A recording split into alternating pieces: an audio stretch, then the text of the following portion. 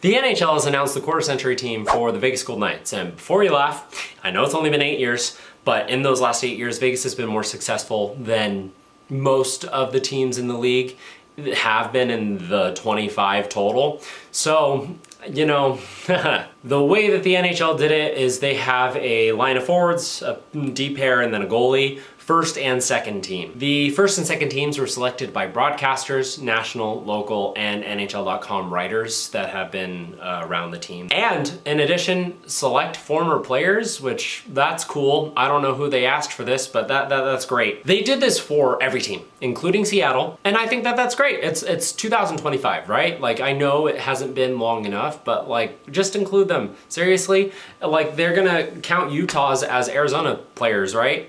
And they're gonna count Winnipeg as Atlanta Thrashers players, right? Like, just do it, whatever, guys. For the first team, they selected Jack Eichel, William Karlsson, Mark Stone, Alex Pietrangelo, Shea Theodore, and Adin Hill. Which means on their second team, they had Jonathan Marchessault, Riley Smith, Chandler Stevenson, Alec Martinez, Braden McNabb, and Marc-Andre Fleury. I agree with 11 out of the 12 players that they selected in total. So they did a really good job. It was kind of easy because, you know, smaller player pool, and they have the cup run, and most of those, every single player on there except for Fleury was on that cup run, right? But they're not gonna put Brossoit over Fleury. The one player that I disagreed with is Stevenson. I would have had Pacioretty instead, because more often than not, when we had Pacioretty on our team for 4 seasons, Pacioretty was one of our leading goal scorers and leading point getters, and he drove offense and was there productivity-wise as a leader of the franchise for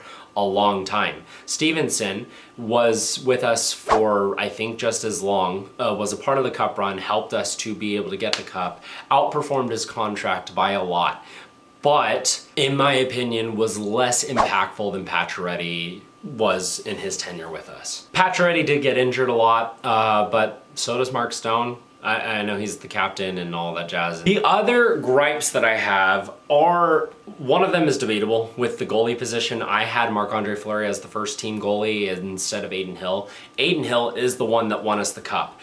But with how important and face of the franchise Marc-Andre Fleury was for us for the 4 years, that is a lot more important than Adin Hill's 1 year. And if you're just looking at that, and Marc-Andre Fleury had more playoff wins with us than Adin Hill did, and I understand arguments for Adin Hill being the first team goalie. I personally, in my opinion, would have had Fleury there.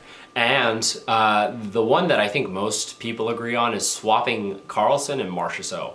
I understand Marchessault's no longer with us, but he was the Conn Smythe winner, was our franchise leader in points and I think goals, and just is overall, it's really hard, and I'm nitpicking here, but that I would have switched those guys as well. Fun fact, if you look at this, the points per game, Marchessault's at 81 and Karlsson's at 71, like their jersey numbers. That's cute. Right now, I'm going to pick a third team of who I think would have made the third team, just because, you know, it's 3/4 of a roster for forwards. I just go with it here. People that I think are honorable mentions that could have made the list as well. Chandler Stevenson, Pacioretty, if you want to count the person that was snubbed off of their list, in my opinion, would be one of the forward slots, followed by Nick Waugh and Paul Stastny. Nick Waugh has 329 games played, is among there towards the top of the list in Vegas Golden Knights history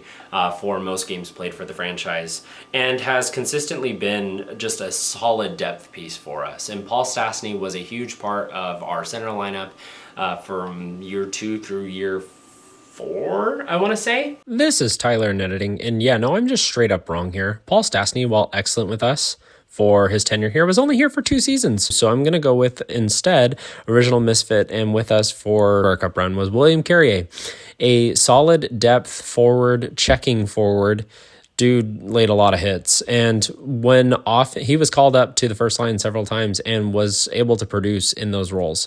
So I'm going to go with William Carrier instead for that final spot and the forwards for the third team in the quarter century team for Vegas. Honorable mention to Phil Kessel. Phil the Thrill, 3-time Stanley Cup champion, and I think you know, it's awesome that we had him. Same with Jonathan Quick. He's not going to be my third team goalie, but the fact that we had these two legends on our team is just fantastic. I love it. I almost went with Alex Tuch too for forward, but I just think Nick Waugh has been a bigger staple for us, and going with a third pair defensively is interesting because you can make an argument for so many different players.